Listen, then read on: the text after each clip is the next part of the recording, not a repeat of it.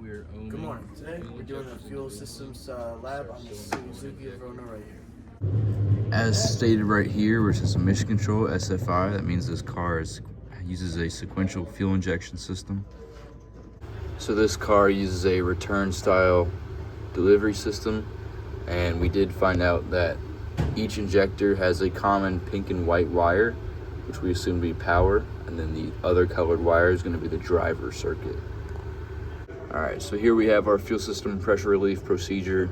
Remove the fuel cap, pull the fuel pump fuse, start the engine and allow it to stall. You can then crank the engine for an additional 10 seconds, and then you can disconnect your fuel lines. Here we have the fuel pump relay pulled. We're going to check for power and ground.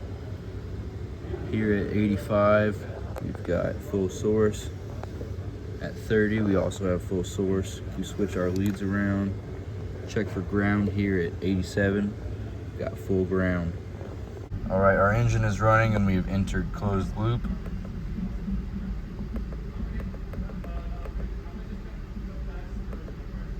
Short-term and long-term fuel trims are showing we're running rich. Short-term is adding 5.5% of fuel, 4.7% in the long-term. That was for bank 1. Bank 2, short-term fuel trims adding 1.6%. Long-term as well.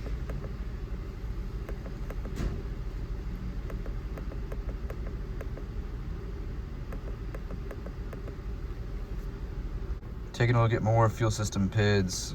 Something's going on because our desired idle is set at 41,000 RPM. I don't know what's going on with that, but moving down the line, got our injection time in milliseconds. Short-term fuel trim at -16 seems very lean. -41, I don't know if these readings are accurate or the scan tool is messed up, but I mean, plus 48% long-term fuel trim. I mean, come on. Fuel levels at 14.5%, so we're pretty low. Fuel pump is on. Doing the fuel injection systems lab sheet on this Buick Lucerne. Here's our fuel injectors on the wiring diagram.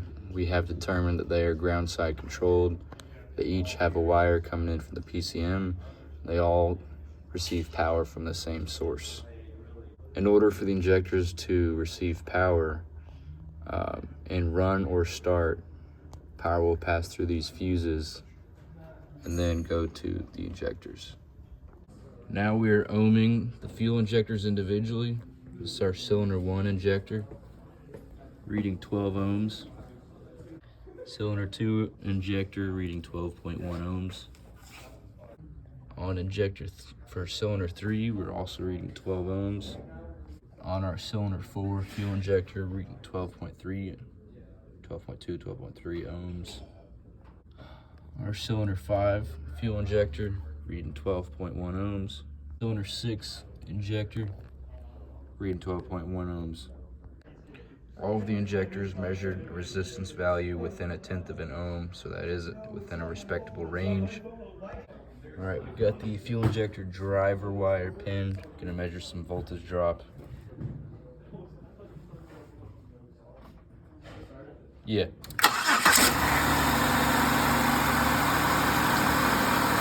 Shot up to 0.6 volt drop on initial start. Here's idle.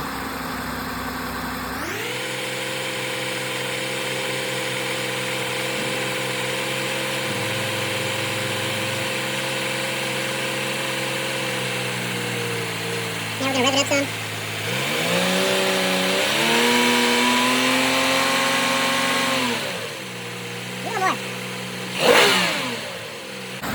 Once again, looking at our injector voltage drop at idle. Here's the normal reading. We create a vacuum leak right here.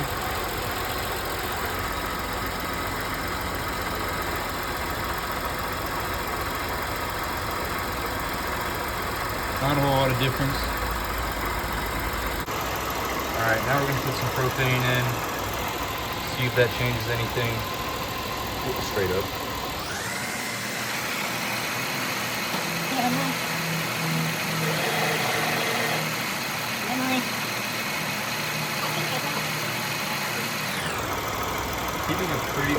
voltage drop with the added propane and the vacuum, enhanced by the propane. All right, now we've got our pico scope hooked up to the fuel injector over here.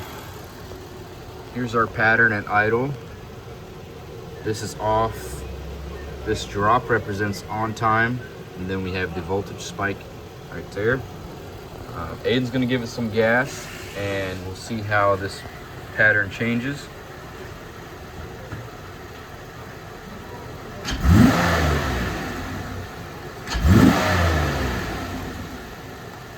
All right.